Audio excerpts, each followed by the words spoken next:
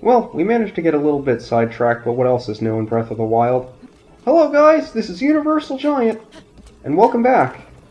Last time, we wound up making the loop all the way up to Hyrule Castle, made our way back, did another loop, came over here, and now we're heading to Kakariko Village, I guess. So, we had our adventure. We were able to go get a lot of nice things from challenging ourselves to do something that the game doesn't really expect a new player to be able to do. And at this point, can I at least check the sign, please? Sign? Hi, sign. This is the fork in the road where we can go one of two directions. Both of them are settlements that we will want to eventually get to at some point. But we're going to start off by going the direction that the king wanted us to go and checking out Kakariko Village. It's usually a good place to start in a Zelda game. So I've had my detour, I had my fun, I showed off that I at least have some vague idea of how to play the game and how you probably gain a little perspective on how I'd like to play the game. But for the rest, I'm probably just going to stick to the main road, show some main quest stuff, and leave most of the side adventures for viewers or other players to explore on their own. And I realize that we'll probably make for a bit of a watered-down LP compared to what some of you may have been expecting. But I really feel like I'd be doing this game a disservice if I showed off more of it than I really am showing off. And it feels like I'm kind of half-assing it in a sense, because there's a lot to this game that I would like to show, but it really lends itself to being a game that needs to be played and experienced on one's own, and I don't want to take that away from anyone who, for whatever reason, hasn't played the game yet. So now we've arrived in Kakariko Village. Oh, that's unfortunate.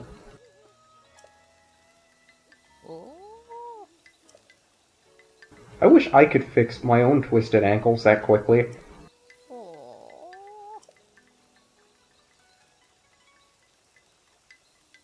Oh, that's right, this thing's called a Sheikah Slate, and we're in Kakariko Village.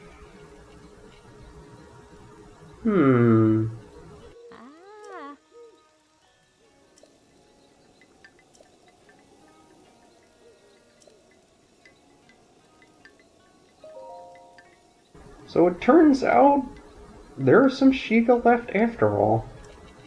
They apparently all reside in this village, and hopefully if this woman's kindness is any indication, they're all relatively nice people, maybe. That would be nice.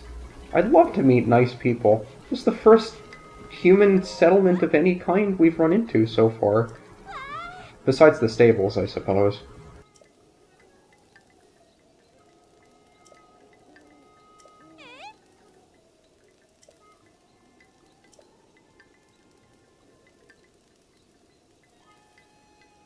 Put two and two together, what does that make me? An imbecile? No, incredible.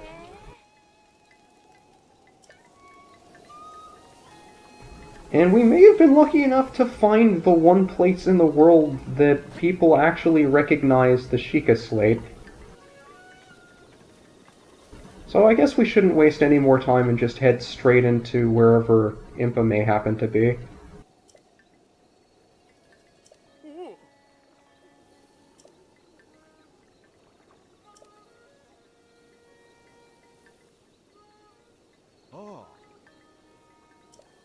Kind of interesting how even 100 years later, all of these people remember exactly what this one particular random thing on somebody's waist could mean.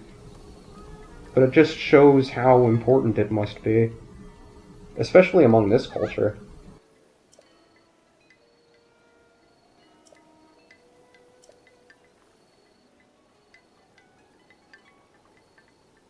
Linus! I bet it's Linus!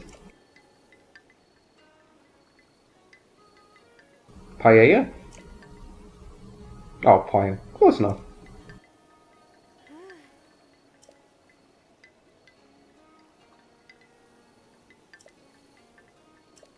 That's okay, I thought my own name was Linus for a while. We all forget.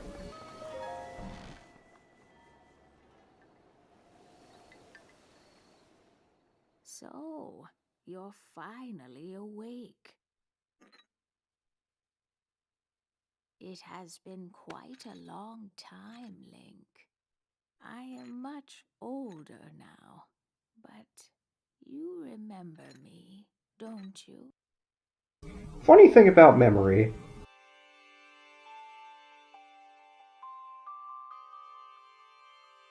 I just so happen to not have any of it.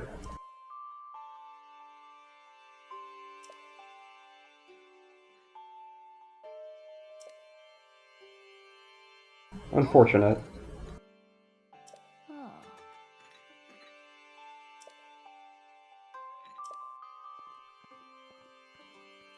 You may also notice the scroll hanging behind Impa is the same one that we saw during Cass's song. oh. I think this is the first place that you're expected to be exposed to that knowledge. But as you can tell, just based on the fact that we were able to find it by not going too far out of our way, you can already get a sense as to how scattered, in a sense, the lore for this game is, which is both a blessing and a curse. But it's interesting that you can see different sides of the story in different orders depending on where you go first and who you speak to.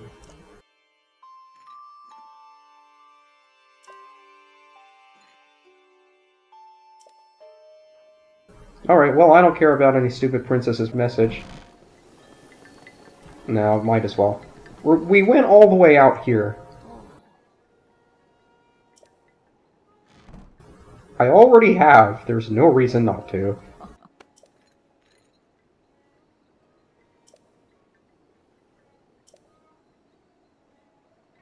yeah.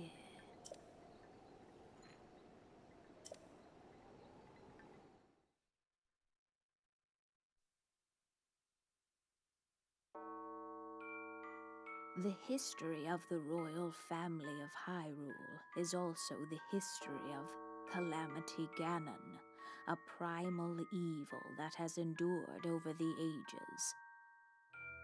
This evil has been turned back time and time again by a warrior wielding the soul of a hero and a princess who carries the blood of the goddess.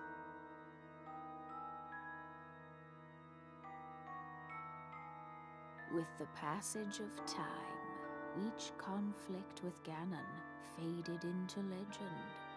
So listen closely as I tell you of this legend that occurred 10,000 years ago.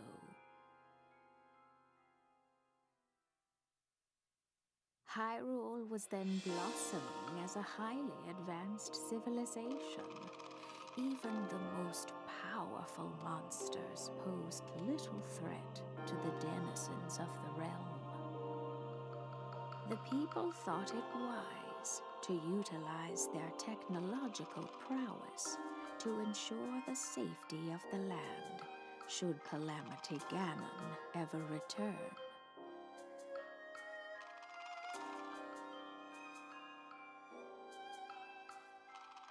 They constructed 4 mechanical wonders that came to be known as the Divine Beasts.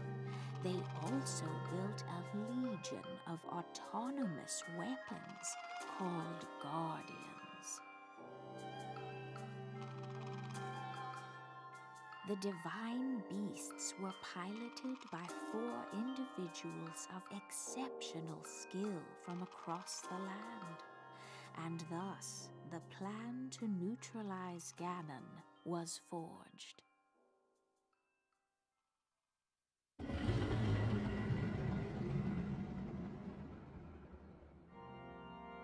Upon Ganon's inevitable return to Hyrule, the princess and the hero fought alongside these 4 champions against this ancient evil.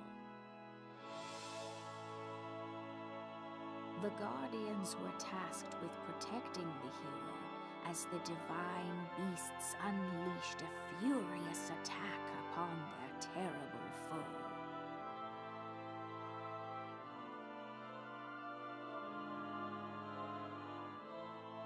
And when the hero wielding the sword that seals the darkness delivered his final blow, the princess used her sacred power to seal away Calamity Ganon.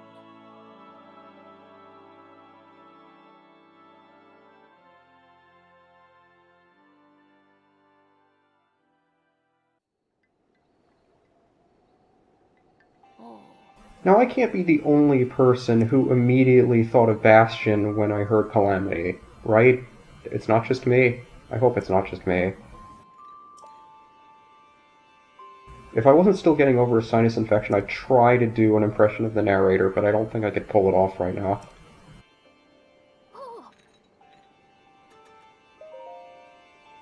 So, if you couldn't put two and two together based on what I hinted at the end of the second video, and the fact that Impa is telling us about 4 divine beasts, those are indeed the 4 things that we need to go after.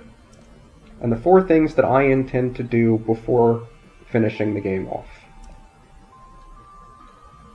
Now, just like everything else in this game, these are entirely optional. You don't have to do any of them, and if you choose to do them, you don't need to go about this in any particular order, which is again why I had asked for your help in determining which one to do first. That said, since this is the last recording session before I actually head off and do them, the straw poll for that is probably already closed, since I will have started recording the next session by the time this video goes up. So now Impa's telling us that we may want to head to Hateno Village, which was straight east from the stable that we started the video in. And that's going to be the next place that we head to. Another one of the few remaining villages or settlements with actual people in it.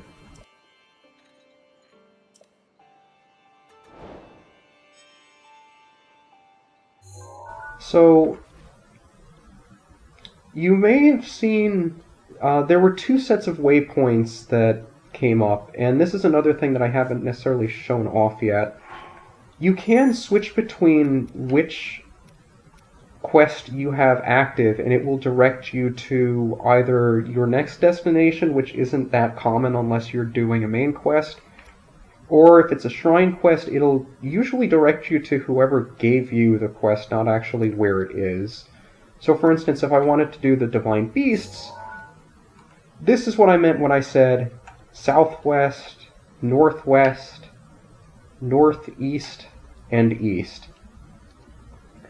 However, since we are going to be going to Hateno Village, I guess I'll put that up for no particular reason.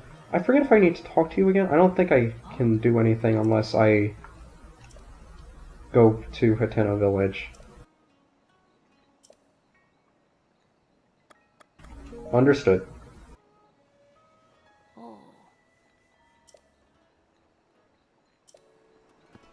Now, before we leave, there is one... Well, actually, there are 2 particular things I wanted to do. The first is to show off that anytime you're in a settlement like this, chances are it has one of these. We ran into one of these in the Temple of Time, and this is where we turn in our spirit orbs. So anytime you amass 4 of these, it's usually a good idea to seek out a settlement, find the goddess statue, and then turn them in, because there's absolutely no reason not to.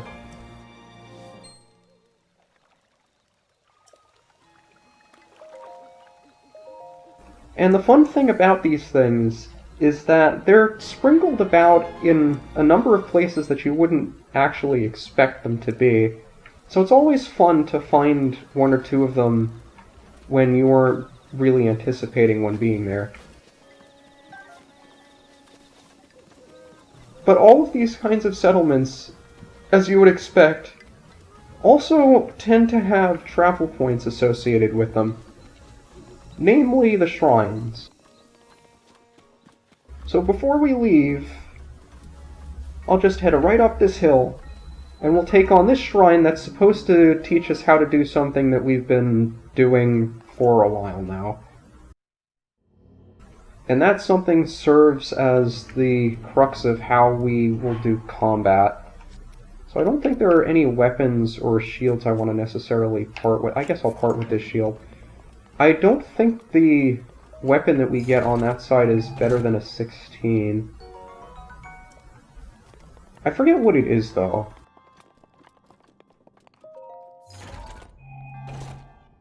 Yeah, there's no way we want to use that, based on what we have.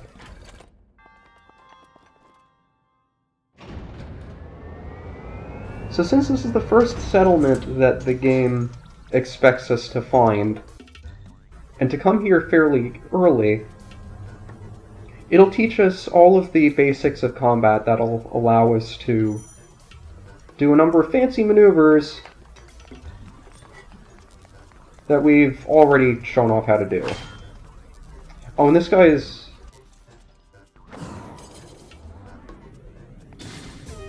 I mean, you only need to attack it once, so I don't want to waste the durability on the sword.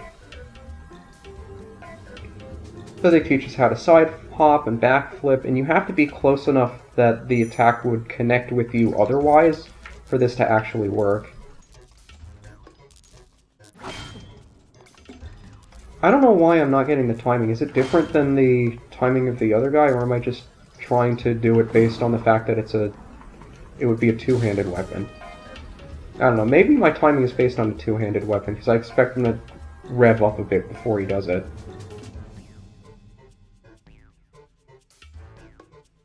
So you have to go through this entire tutorial if you want to get the Spirit Orb at the end.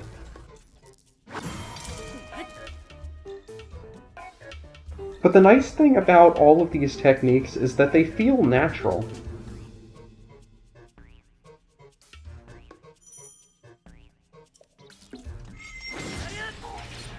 I guess I don't really need the sword, but I'll stay for the items you drop.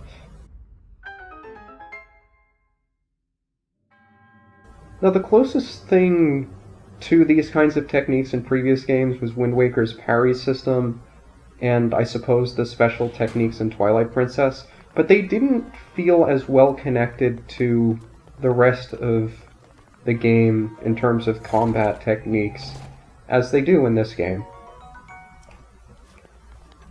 And pretty much all of the techniques in this game feel entirely natural, like an extension to what's already built in. I really like how combat flows.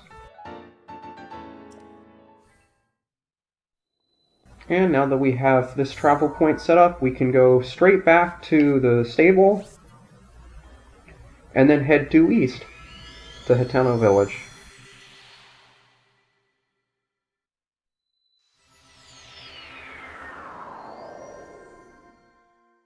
So I'm sorry if my voice sounds a little bit nasally or raspy, but like I said, I'm still getting over a bit of a sinus infection.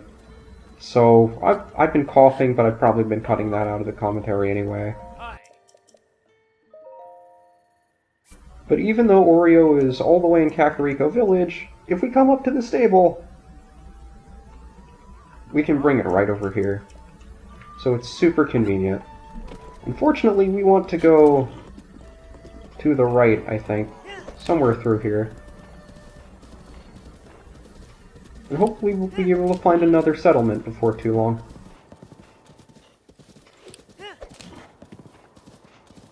And I suppose I'll take one last opportunity to remind people, although I have 100%ed this game, there are a great deal of things that I will be intentionally overlooking for the sake of leaving for other players to explore. So if I miss something, no matter how blatantly obvious it may seem to you, it is being done intentionally. So please don't point it out in the comments. The whole reason that I'm skipping it is to make sure that other people can find it on their own without somebody else telling them about it. And telling them about it kind of defeats the purpose.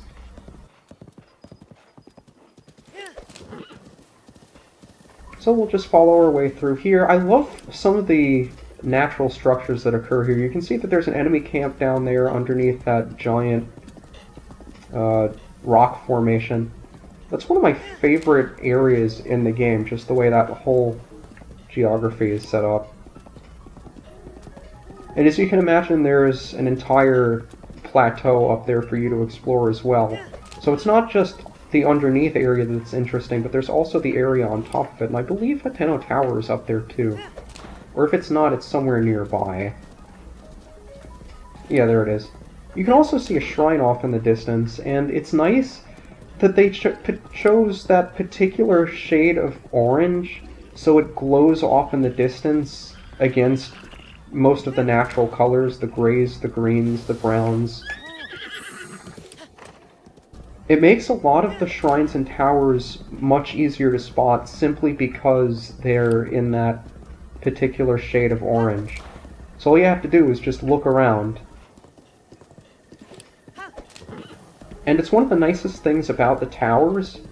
Most of them are high enough against the rest of the surrounding land that you can kind of scope out the area around and spot a couple of shrines or areas of interest.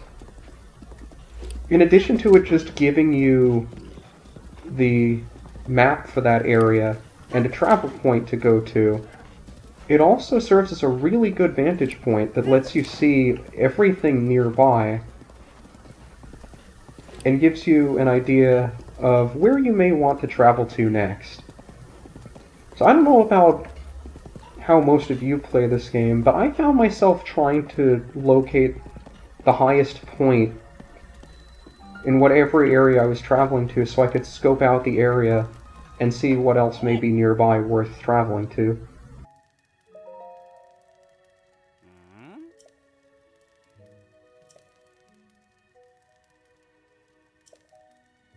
I don't know if that's racist or not. You're human, so you must be nice. Okay. I mean, I won't argue with you. I am human, and I am nice. Maybe. But this seems like a much bigger town than Kakariko was. Kakariko was fairly small. And I do like the way Kakariko is laid out. It has that, I don't want to say Japanese feel to it, but it's got a unique atmosphere to it that I do like. It's just a little difficult for me to put my finger on why. Anyway, this shrine is a pretty memorable one. Since Hateno Village is one of the places pretty much everyone is likely to go to, you've probably seen this shrine before and remember it pretty well. So, the way this works is you're supposed to, or at least you're expected to, maneuver this ball around this maze. What the game doesn't necessarily expect you to do, and I highly recommend that you do, is just do this. Nice and easy. Please never do this shrine the way that the game expects you to do it.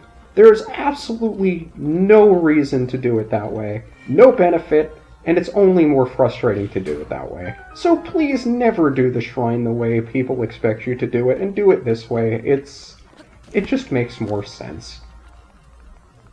And it's far easier to do than you would think.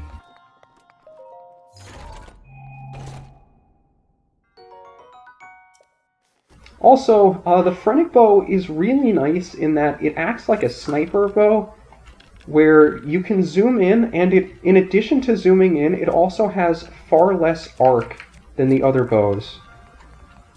So it helps you snipe distant targets a lot easier than the normal bow does. It's not one that I use all that often, but I'll try to make better use of it now that I'm conscious of what it does. I never, in my entire first playthrough, used a sniper bow. So I'm only now seeing the light, and it's a pretty attractive light to see, let me tell you.